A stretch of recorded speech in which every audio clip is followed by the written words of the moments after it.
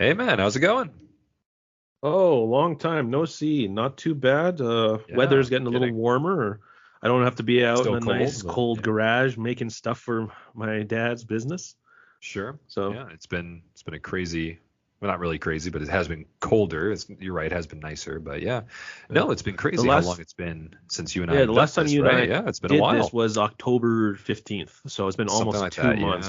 Yeah. Yeah, And you that got last busy episode came out. Yep, and then I was I got busy. busy. You've been busy. Yeah, everybody's been so busy recently. So no, it's great And to now see it's you. Christmas. Have you been good for Santa Claus? I know I haven't. I don't have a job, no life, no Well, car, as no long as Robot friends. Santa's not the one doing it, then we'll see. Oh yeah, are we gonna be able to time that right? Oh, probably not. Christmas is Probably like not. very, very We can, soon. yeah, like next week basically. Yeah. Yeah, no, welcome back everybody after all this time to Bite My Shiny Metal Cast. Yeah, where we talk about Futurama. So, if you enjoyed our episodes and all this stuff, I think we're on what is it now, Mitchell? Episode 45 of the original 45 series of our podcast, of our podcast. Yeah, and last this, few times we've done discussions, especially for like the new episode, the new season that yeah, had just come out. the Yeah. lovely but disappointing new season. Hulu season. Yeah. So Yeah, yeah, if anybody's interested in our work and everything, yeah, please like and yeah, subscribe. they're Wonderful to have quick, you like be part of it. 20 to 30 minutes discussions. We both Yep. kind of tear apart the ones that we don't like, which is, I think. Almost a Most majority. I of think it was them. like 50-50. It was like, yeah, Yeah. we didn't like this, and like this wasn't terrible. Those Yeah. were kind of our two opinions. I think we had like one that we both were like, yeah, this is actually a good episode. That was the The, temp was the probably the temp best one. one Yeah. of the Hulu series revival Yeah. so far, but we'll have to see when they You know, come out again yeah, on 2026. But yeah, yeah. it should be okay. I think But yeah, yours and my ideas for what episodes should have been were way better. The temp was way cooler in our yeah. mind with either was it Ignor or the Ignore clone or was it Ignore and Cubert. Amy, I think was also there. Oh, and Something like Cubert. that, yeah, Yeah. Cubert, and Yeah. then of course I think yours are my favorite, which I think we should Yeah. really do like a small little like even like Cuteness storyboard on Overlord. Yeah. cuteness We should. overlord, Yeah. and the idea was what again? Yeah, basically, if there Evil was Nibbler. because Nibbler is like always referred to being as cute, and so an evil Niblonian takes over the Earth or tries to take over the Earth, and it turns out to be voiced by Peter Cullen, who voiced Optimus Prime in the original Transformers, which works well because Frank Welker, who was the original Megatron, voices Nibbler. So it would have Yeah, had this nice little it should have dichotomy, been fun. but it would have been Yeah, fun. It would that have would been have been kind of a nice awesome. little throwaway. Yeah, but we But yeah, digress, obviously. and Yeah. now we're back to the original series, which is Well, by series, far which the superior series. absolutely, and it goes to show just how much, especially with this episode. This is probably so. This is Roswell That Ends Well, episode 1 of season 4, as it was on TV. Yes, This yes. episode Not is probably Wikipedia or the right, volumes. I think that's what they did. The volumes changed something everything. like this, right? Yeah, Yeah, this episode has got to be. I mean, obviously my opinion, but I think a lot of people hold this episode to be one of their favorites of like the original series. yeah. Like It definitely kind of it's answers some hilarious. mysteries. It answers some mysteries. Yes, and it actually And adds I to also the have lore. some Yeah, questions too. And it's time travel is such a weird thing to write about. And I will have some questions for yeah. you. I think We'll talk about it. somewhere Yeah, I'm sure. they'll be splattered Yeah. throughout the episode. Absolutely, and we're gonna get right into it with that. So yeah, keep those in mind. But yeah, so we start off with like the title caption is fun for the whole family except for grandma and grandpa. Kind of a Which little is fun. really good Yeah, for this episode. yeah, exactly. It is, isn't it?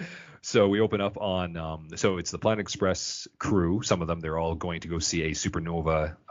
Is it going to implode or explode? One of the two. It's dying. They're going to go see it. And it's supposed to be this beautiful It's looking gonna thing. blow So up. yeah, so they're gonna have this beautiful view of it. It's kind of like seeing a solar eclipse or a lunar eclipse or something. So they go fly very close to the star and get to watch it. So you have Fry, Leela, Bender, Professor, and Zoidberg. And they're all part of this. And so as they're about to do it, Fry decides that he's kind of hungry. So Bender recommends that he go make Yeah, popcorn. it's gonna be the most coolest, awesome thing in the world, and anyone who misses it would hate it. Hey, Fry, make us some popcorn. He's like, okay. It doesn't even think Yeah. about it. So he leaves. So Fry goes to the kitchen in the ship, and stupidly because it's Fry, he takes a this poppable popcorn. Stovetop. It's a stovetop or whatever. stovetop one with like the tin foil that expands and stuff Which like that. obviously you would put it on the stove because you're not supposed to put metal in a microwave. But of course, and it even has like a little Fun warning. fact: you can Yeah. put metal in the microwave, but the more chances it has to bounce off, like a fork, for instance, it'll go between those fork teeth or whatever. That's bad because then that's when the Right. molecules and stuff go what? You can put a spoon in there for some reason, but not a fork. but still don't Interesting, put metal in microwaves. Yeah. You never Good know. thought on this. Yeah. Make sure to not put metal into a microwave whatsoever. Never Even do if it. you think it might cause time travel, don't do it. Yeah. So in any case, Fry just rips off the little warning label. I do like that, Yeah. like as if he's outsmarted it. He just throws it away. I'm going to say this right now. Billy Yeah. Wish is my MVP for this episode because the Oh. little jabs with the professor, Oh. Zoidberg, and West Fry, carries this perfect. episode for sure. I mean, like we'll get into our MVP. I already know who my MVP is right off the bat. Like even not even talking about it. As soon as I see the episode scenes, I know who it is. But he throws it off. He puts the thing into the microwave, chuckling to himself because he thinks he outsmarted it. Closes the door, and he hits the button. And as he's doing it, and because it's the future, the microwave starts to emit this own radiation that happens to be this blue color, and the red of the solar energy of the supernova starts to seep into the ship. And so because he's mixed metal into the microwave and all this stuff, it's causing these two radiation waves to hit each other. The whole Planet Express ship, along with the crew, end up getting sent back in time 1,500 years, basically. 1,050? 1,500 years. Oh, sorry, 1,050 years. I'm sorry, you're right. Yeah, 1,050 years. Because this was 2000 at the time. Like, this was 2000. It's not so 2024. Yes. So they end up traveling, as we learn, they end up traveling and getting to like their space or whatever. But it turns out Earth is different than what they realized because things have changed. They picked up a lot of clocks apparently because going through time apparently gets you a bunch of clocks, whatever. That's funny. I do like that. Yeah. And there's like their navigation system is no longer functioning because there's no like radar or anything working on the planet anymore. Navigation, landing navigation, whatever she said, yeah. So the ship ends up crashing, and wouldn't you know it, the ship ends up crashing into Roswell, New Mexico, or right just outside of it. And due to the fact that Bender didn't put on a seatbelt, he ends up getting shot out of the ship and flies a few hundred miles away from them. So they have to go look for him. And Bender is obviously broken apart because he hit the ground with such collision that his head is the only thing that's really working. So they find his body. Leela, because Leela hates Zoidberg, just tells everybody to take a break and forces Zoidberg to pick him up. And they just go back to the ship. I am wondering myself. Sorry, go ahead. Yeah. No. I just wanted to comment and say, like, I love how Zoidberg started using Bender's arm as like one of those grabby things. Grabber, yeah. When you can get off the ground and just and he uses his body as like the can, like a trash can or the whatever. Trash can, yeah. So I'm like, oh, that's pretty clever. So any case, I also find it weird because like you can see the ship in the background and it's just like hanging. It's this bright green ship. It's just like hanging off of a cliff, and nobody ever notices that it's there. So I thought that was always kind of funny in my mind. But in any case, they let him work, and as they go back, they're discussing like, okay, what do we have to do? We probably have to figure out how to get back through the time hole, right? Because it's like a wormhole that sent them through time. So the professor says they probably have about 24 hours. Once they do this, they'll need to, first of all, they have to get a new microwave because that's going to have to be the thing that pushes them through the time zone or whatever. The blue energy. The blue energy, because Fry screwed them over the first time. However, because they let him do it all night, Zoidberg gets picked up by the government because they saw that there was some kind of collision from space that hit the ground. Yeah, so we had radar at that point, right? Oh yeah, of course, yeah, because that's how they could figure out like there was ships and everything coming in and all this kind of stuff. They had radar for a long time. They didn't have that in World War One, and World War Two was only like 1930 to 45 or something like that, right? And I think that's kind of when it was being invented. 39 to 45. But no, they had radar and and dishes and all these kind of stuff. Like they had the ability to do so. Don't forget the military still new. It was still technology. Yeah, the military technology was a lot more advanced though than the public though. Yeah, right? No more advanced. It was let out to the military rather than the public earlier, right. For all we know, they could have robots that could tell us how to live now. I mean, very, very well could be. They run off of beer. The idea is like they are collecting all these like scientific things and making them for military use before for public use, right? Yeah. So in any case, Zoidberg gets picked up by the government, and the next day they find out that they pick up a newspaper. And it turns out that the crash site of the alleged like UFO crash site of 1947 of Roswell, New Mexico, was them. Zoidberg was the alien that they found, and the spaceship is Bender's body. Yeah. So, because Bender's head is obviously with Fry still. So they said, okay, we need to go into town. Fry and Bender, you need to go and rescue Zoidberg or figure out where he is, and we have to rescue him.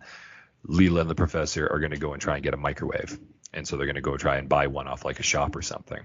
However, Fry makes mention that his grandfather happens to be stationed in Roswell at this time, named Enos, and he can go and say hi to him or something, to which the professor strictly states and forbids him from intervening with the past, because if he does, he'll create a grandfather paradox, which is basically if you happen to somehow kill your grandfather, you will cease to exist, and thus there will be an issue with time, right? And this kind of freaks Fry out. So they get to the base. Fry sees his grandfather, Enos, and Enos is, how would you describe Enos, Mitchell? He's like, I don't know, like, oh, Gadzooks, Sarge. Like, he's kind of one of these old-timey, like, very strange. Picture like a hillbilly from like the 30s kind of thing, but also flamboyant. Yes, like a hillbilly, a flamboyant hillbilly kind of thing. Yeah, exactly. And he's like very. Gadzooks, Sarge. I guess I'll just make you some chicken. That's exactly it. That's perfect. Yep. And so that's Enos. So Fry goes and he thinks that he's going to get hurt, so he pushes him out of the way of like a truck coming or something. But a Jeep, which was like perfectly fine, like a street ahead, a street away. Yeah, and it was turning away. Yeah, it's one of those things where like like if something bad happens, there's like a huge repercussion for it, and you're like, I can't let anything bad happen. I can't let bad happen. But it's one of those things that like, well, if you try so hard, it might do what you don't want it to do. Exactly. He's promoting, or not promoting, he is pushing the future of what he's trying to prevent by actively doing something about it, right? It's a self-fulfilling prophecy, so to speak. So anyways, Fry is like, okay, this place is too dangerous for you. You need to come with me, and we're going to get you off the army base. And they also have a joke of them running into like a mine area. And there's like all these mines exploding or whatever. So Fry's just doing a horrible job of protecting his grandfather. Meanwhile, Zoidberg has been brought into the government, and there's like little scenes of Zoidberg just kind of like, it's like, okay, this is top secret. No one's to know about this except for like these kooks and these scientists and all these people, so that nobody will believe anybody. Oh, and the photographer was just, like, I can't remember what that particular photograph was. It's like nighttime, long time ago, with like two sets of triangle. Yeah, these are lights. These are lights that nobody. Well, mind you, that's when they bring in Truman, I suppose. But we'll get to that in a minute. But yes, he's like one of these crazy things. Well, that was just the military, the army. Yeah. Yeah, but that particular picture was some kind of a huge reference from back in the day. Yeah. No, I can't remember that one. Was that the Roswell one? Yeah. Those are UFO lights that people didn't know what it was. That's exactly what that was. And then the other one is the Loch Ness monster. That one makes more sense. That's a joke. Yeah, that one was funny. Yeah. Well, here's a question for you, because I thought about this beforehand. In terms of like just fiction writing, do you lean towards science fiction or fantasy? Well, it depends on what I'm trying to write. Do you mean like what I have more of an interest in? Yeah. Which one? Like flip of a coin. You not flip. Two options, two doors. You have to go through one door. You can't go back out. Which one do you choose? Oh. So for me, I think I choose fantasy. Just like, there's nothing wrong with science fiction or any of that stuff, but like I feel like there was a turn a while ago where science fiction kind of had to be kind of like science explained a little more, and like Star Wars. Yeah. That's considered a fantasy in space, right? They don't have to explain every like hyperdrive and thing like with the current Star Wars kind of thing. They try and do it a little more that way, and I don't like it as much. Back then it was fun. It's not supposed to be so much that science fiction, everything in science fiction can be explained. Yeah, I know. It's supposed to be like it's trended to be that way. Like lately, but like everything has to be explained and stuff like that. Right. So you're talking. There's like different levels of it. So as a small tangent, there's like different levels of these things, right? Because you can also have fantasy where magic is very much explained, or you can have it where it's very, very soft, like a soft magic system where it's not like Harry Potter. Well, Harry Potter is hard, because there's spells, you need wands, you need to be trained. These are the spells that do this, like all this kind of stuff. But they don't explain where the magic comes from. That's all I'm saying. Well, it's kind of a little more magic. You're born with it. That's all it is. It's just you're born with it, right? But in Lord of the Rings, for example, that's more soft, because like you don't quite know where, like, there's no rules. There's no rules to it. Well, there are rules, but it's like they're very vague on what they can do. Yeah. So that's like more of the soft one. So that's like a high fantasy soft magic system versus like a more urban fantasy hard magic system that Harry Potter is. Science fiction, as you mentioned, right? Because you have like hyperdrives and such in Star Wars and Star Trek and all this stuff. It's supposed to be more grounded in reality. I think that's the major difference. So we can assume, because we understand more with hyperdrive technology, quote unquote technology, that allows us to bend the universe, and we're allowed to travel through it at that speed. We can kind of believe that it could exist. Therefore, that's science fiction. The Force which obviously makes it a little bit more fantastical, right? More fantasy. But the Force has also been a little bit more explained because of the Midichlorians, of that with midichlorians. But again, that doesn't bother me because I prefer Star Wars to be more science fiction than fantasy in myself.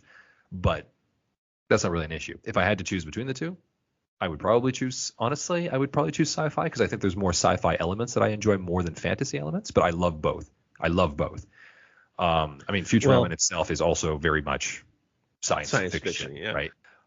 But yeah, getting back to here. So yeah, those lights are definitely the UFO. Okay. I like the Loch Ness one better is what I was trying to get at. I much prefer that, like the fun mythical monsters versus, is that a science thing? Who knows? But just a side thing though, the Loch Ness monster would be a science fiction thing as well because it's a quote unquote real creature. Fantasy. It's not a magical creature from another world. It's fantasy. So anyway, it could also be a dinosaur, which is also very science. But in any case, the idea is Zoidberg is in there, but he's blissfully unaware that anything is really crazy. So he has all these like soldiers and the generals and all these people asking him like really direct questions about why he's on Earth, like insinuating like, are you trying to conquer us or something? And he's just like, I don't know, actually. I'm just kind of. Not a day goes by I ask myself that question. Why did I come to Earth? The nice thing is that I'm meeting new people. Like, are you here to make a human-alien hybrid? Are you coming on to me? By God, I take exception to that. I'm not hearing a no. Yes, thank you, Mitchell. So I love that. That's probably my favorite joke. That's one of the greatest jokes of the episode for sure. So, any case, the professor and Leela are looking for a microwave, so they dress up in like these they look kind of like these 1970s 1980s look because it's like the past to them, so they don't actually know what the 1940s really looks like. So anyway, they're kind of weird and they're talking kind of strangely, and it turns out as they're looking for a machine that can do this, there is the physical form of a microwave like a cooking device does not exist yet in this time. I think it didn't get invented till like the 60s for the public. Something like that, right? So they're too early. Unfortunately, it just doesn't work out that way. So they decide like, okay, I guess we're gonna have to change it up a little bit. So on the side, we have Fry leaves the army base with Enos because he's afraid of no longer existing. So they stop off at this little malt shop. And it turns out this is where Fry's grandmother works, Mildred, who's the fiance of Enos. And while they're there, like Fry even shows like a hint of like interest in Mildred before he finds out that it's his grandmother. So any case, they're doing this stuff. And yes, Enos kind of makes mention of maybe being told to like women because you're supposed to, insinuating that maybe he's gay, which Fry like says, no, don't you ever say that again. Don't you ever say that. I need you to like give birth to my dad, right? Because this is his dad's dad, right? It's supposed to be.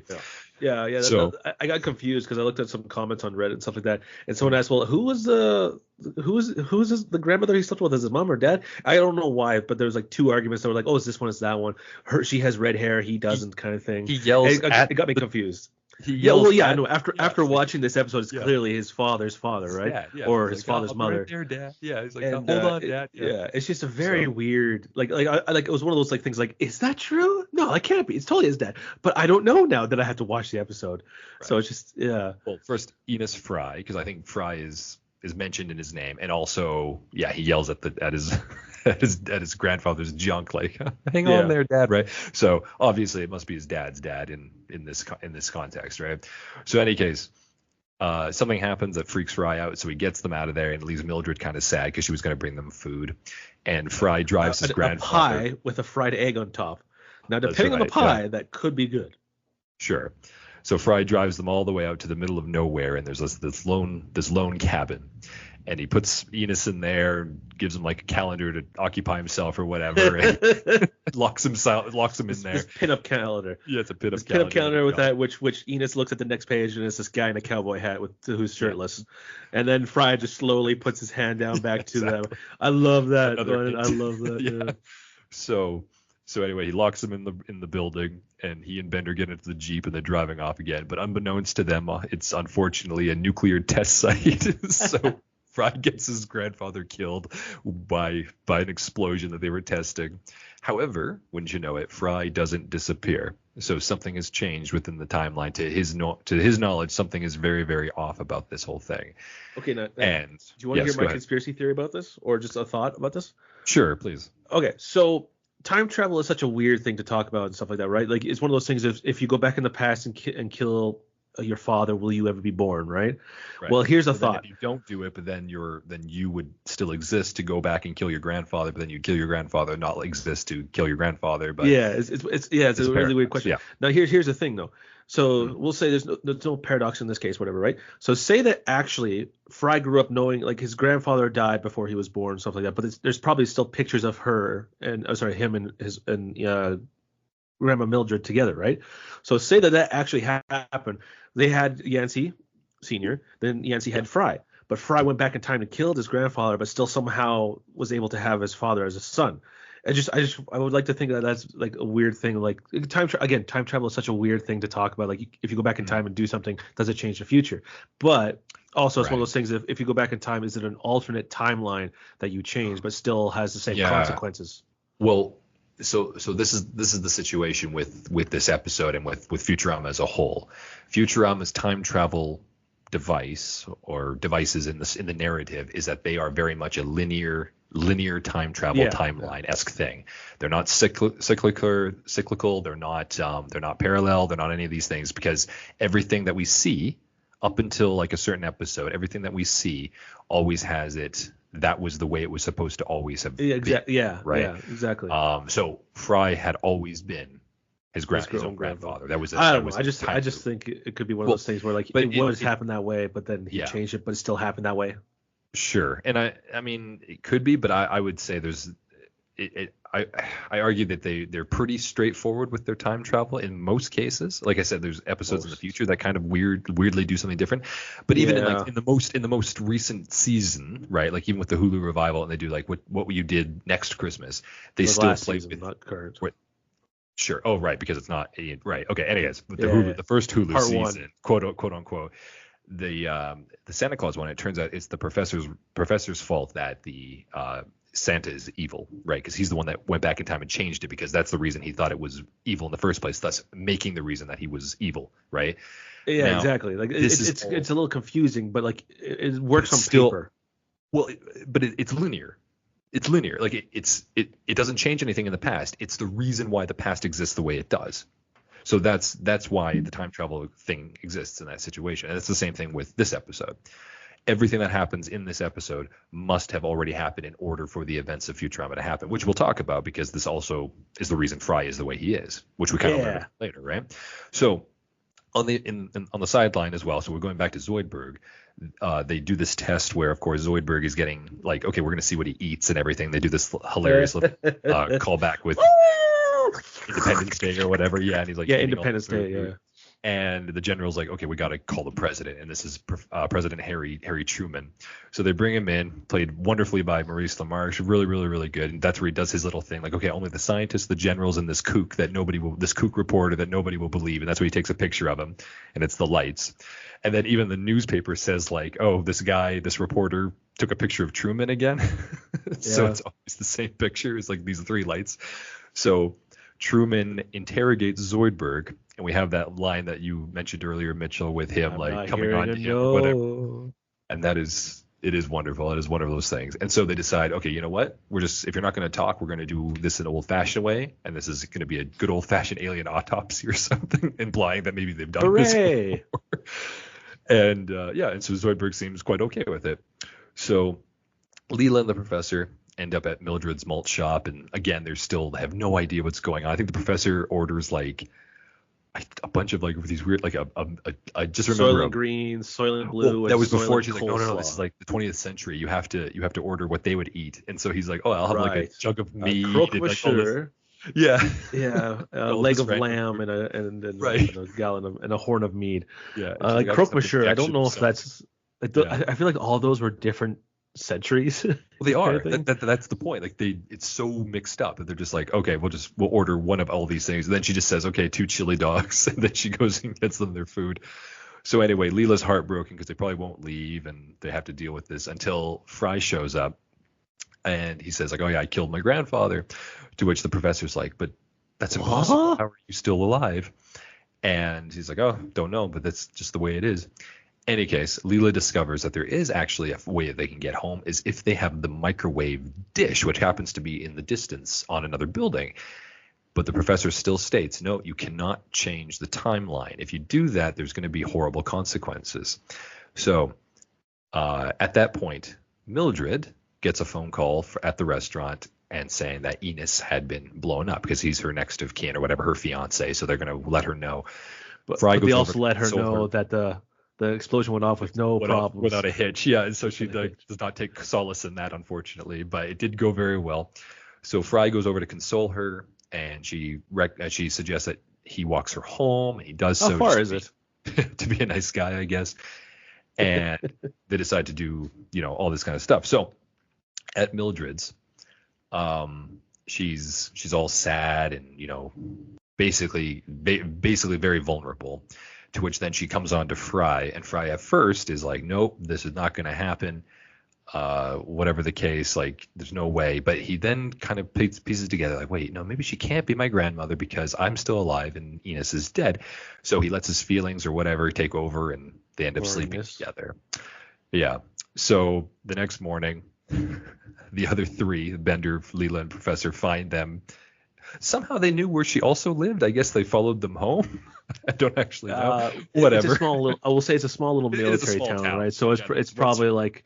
So also the professor might have the information on record because Fry is a part of his family, right? Mind you, that branch is so far back, you never know. That's true. Maybe that's the case. But there's also like maybe there's a fun scene maybe that we don't get to see of them just going through every single backyard, looking in people's windows, seeing if Fry's there.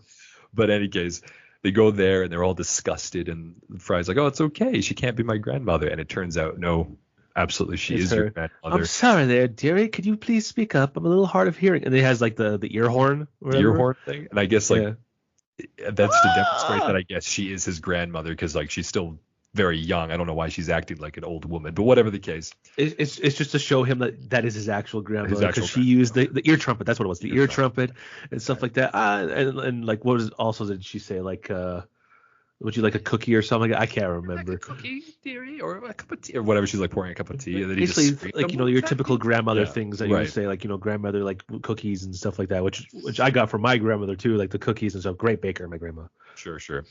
I think you have to be a good baker to be a grandmother. Yeah, so it's a staple. Yeah, it's one of the things, right? So, any case, the professor like Fry, you idiot, like you're your own grandfather. To which Fry freaks the hell out. He's just like he's done, and they bring him to the ship and they're trying to console him and all this kind of stuff, but he's just like, I can't believe whatever. So the professor says, you know what? That's when they screw it. He's like, screw this. And then Leela's like, wait, what about history? He's like, screw history. Oh no, sorry, Fry says that. He's like, oh yeah, what's his best line? I think the professor's best line is like, yeah, I am gonna take advice about time travelers screwing over time from Mr. I'm my own grandfather. From I'm my own grandpa or whatever. So in any case, they split off into groups. Fry and Leela are basically going to go and get Zoidberg. Zoidberg. Yeah, and he's doing the autopsy. And then the professor's going to go get Bender's body. And then the ship is kind of going to go on autopilot, I guess, or whatever, and just kind of terrorize the little base to kind of give them a distraction. So they all do their things. And they go and pick up Zoidberg, who is in the middle of his autopsy, and they're like trying to remove all his organs, but he's like, the guys are there, but they also have a microphone to speak into, like saying like we're grabbing this thing, and then I love it because Zoidberg's like, and in this corner, Zoidberg, come on guys, this is an autopsy, lighten up, and then he's like, wait, don't cut that. This deviled eggs, contents of stomach, deviled egg, the same deviled egg. And then the other one was like, don't cut that. That's how I learned how to speak. Like that's how I speak. And so they start cutting faster and faster. And that's when Fry and Leela show up. That's when Zoidberg has just been clearly this whole time. He's just been talking to these guys nonstop, and they're getting sick of him. So even these guys talking to an alien, they don't want to hear his voice anymore. So in any case, they break in, they rescue Zoidberg, they bring him back to the ship, and as they're taking off, and there's this really good scene actually of like it just goes to show like 1940s technology, like weaponry technology had nothing against like 1,000 years in the future. So they're like, all Oh, their well. bullets are bouncing off the ship. The ship is super fast, all this kind of stuff. A lot of And as things are they're, analog back in the day, like yeah, clocks and like countdown timers on explosives yeah, and stuff. It's not like nowadays, which is digital and stuff. yeah. And so, the professor takes like Bender's body with him, and then they steal the microwave. Or the microwave satellite. It's all good. And as they're flying off and they're, paying respects to the past, Bender's head unfortunately rolls off the ship and falls back onto Earth, but it's no time. They can't go back and get his head, so they fly through the wormhole by activating the microwave with metal. Back in the future, Fry's depressed until he realizes, oh, wait a minute, maybe Bender's still there. So they fly to the future. In the future, they fly to the New Mexico site, and they take some time, but they find Bender's head. It turns out he's perfectly fine. He's just lying in a hole for 1,050 years. And 52, I think it was, or whatever. whatever. Yes, Mitch, 1,000 Whatever. years. Because at the beginning they actually have the calendar go back like pages and stuff like that. It was from 3002. Sure, but it's 1947. So 55 years then. So in any case, they find Bender. He's fine. And this also makes the first instance that there is another Bender that's lived throughout the time. So this is another Bender, right? So you have the Bender that's gone back in time as an assassin to kill Fry. You have all the Benders that lived throughout history during the Benders, the first movie, Big Score, Bender's Big Score. And then you also have this Bender's head, who has just been there up until this point. So there's like a lot of Benders roaming around at this point in time, or throughout that timeline. So they finish off with collecting Bender's head, putting it on his body, and he kind of floats away because they remade it into the ship. And yeah, and that's Roswell That Ends Well. So yeah, overall, man, like, this is probably within the original series, if not the whole series. I think this is in my top 3 episodes. I would say my top 3. One. Like, it's I don't know. really I put it up there, but it's a really good one. Just because there's other ones I like more. They don't add to the lore like this one does of Futurama. Sure. But there are just other ones I like better. Absolutely. But this one I would say is probably an important one for the storyline and lore of Futurama. Right. And as we'll get into when we get to that episode, but like, this is the cause, this is the reason, like the time loop reason that Fry is immune to the brains. Right. No, this is how he lacks the delta brainwave. Delta brainwave, which I don't think they mentioned until the movie. No, they don't mention. They mention it in The Day the Earth Stood. Fry? Oh no, the first one Fry did. Yeah. Is it The Day the Earth Stood Stupid? Yes, no, it is. It is The Day the Earth Stood Stupid, because they say like, this is the only reason that you're immune. Yeah, but they don't say why. To Leela. They don't mention it to Fry though. Right, but they do mention the audience, obviously, through Leela. Yes. Right? We the viewers, the watchers. But we don't know why the delta brainwave is not on Fry. Yeah, and it's at not that point. Why of Fry that it is confirmed it's because of this situation. Because this is when Fry says, I did do the nasty and the pasty. Right. And then Nibbler's like, oh yeah, that because of that past nastification, right? So, any case, yeah. Your thoughts on this episode, and of course. Oh yeah, like I said, it's probably. Yeah. Oh, is it?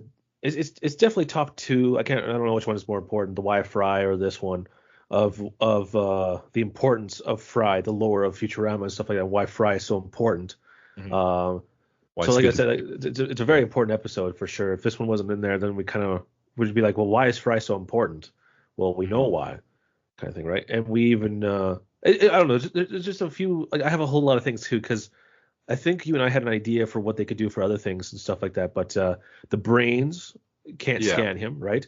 And the ancient one or whatever, the dark one couldn't read his mind either. Yep. And I thought they had briefly kind of like suggested some other stuff too of why him not having a delta brainwave would be important, but I can't remember now. I have to rewatch the whole series in order to kind of look for that. But it's a very important episode for that reason. But that's true. No, this has got to be one of the, like, this is like a lore building episode, like you said, exactly. And it's the one of the most important episodes for a lot of things, right? First of all, like, time travel can be done in this universe that we kind of established with this, not like the long way, like freezing somebody, but you can actually go back in time. Yeah, back in time, not forward in time, like we all forward do. In time. We all do that. Yeah. You can do that.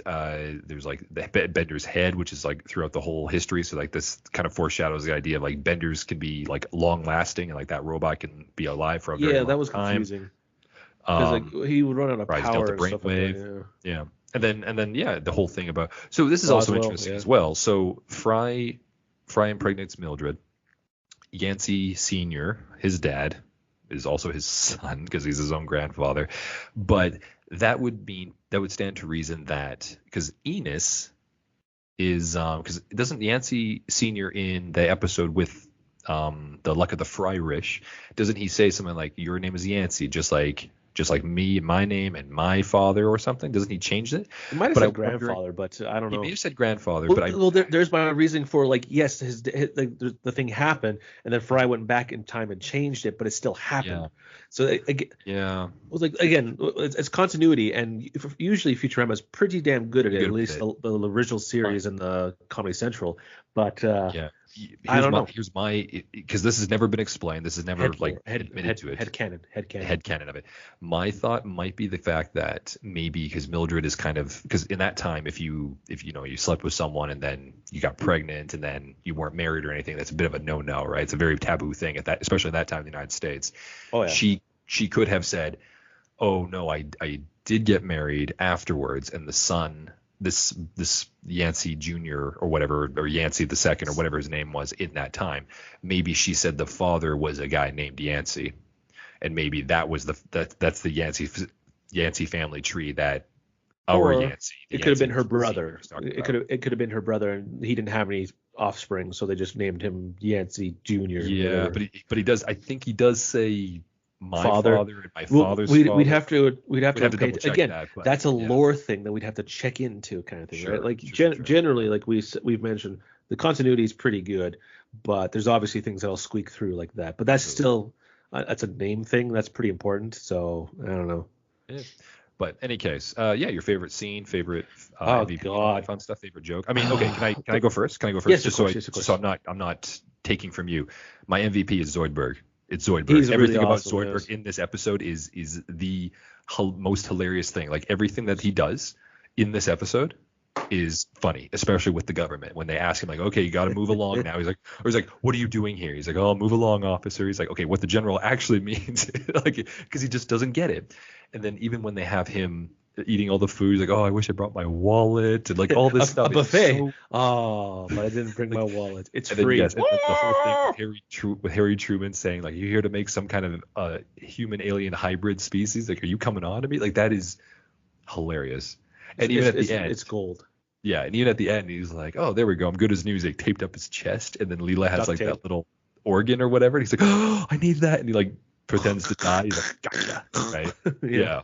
So like everything about Zoidberg in this episode, he's my MVP. However, I will say one of my favorite jokes though is when the professor is explaining to Fry, "This is the past. Don't mess with history unless you were supposed to mess with history. In which case, for the love of God, don't not do it." That's pretty. Yeah, that's my favorite. I'm pretty sure that like I said, I already said that my MVP for this is Billy West, because literally all three characters of his do incredible work. Do you have a specific character for him though? Like Billy West. Just Billy West. Choose one character. Do you want Zoidberg? Billy West. Okay, I'm gonna give you Zoidberg. I said Billy West. You can't though. Billy West is an actual character in the show, and he's not in this episode. You can't. Good luck though. Good try though. Yeah. No, Billy West, the voice actor, he's my MVP. Can't. Zoidberg would probably be the close second though. Yeah. I figured it'd be Zoidberg. But just every so often. Zoidberg or Fry for you, so it's probably gonna be Zoidberg. Yeah. But just every so often, whenever the professor was like explaining something, he always had like these little like one-liners and stuff like that. Like, God, we tore space. Or time a new space hole, right? New space hole kind of thing or something like that. And like it flew over my head all the time. I'm just like, oh right. Yeah, it's this episode is very rewatchable. There's a lot of really funny lines. Even like when you mention like the reporter guy who takes photos and they turn out to be like different conspiracy theories or whatever, like the lights and the Loch Ness monster. Like there's a lot of things. And then even if you see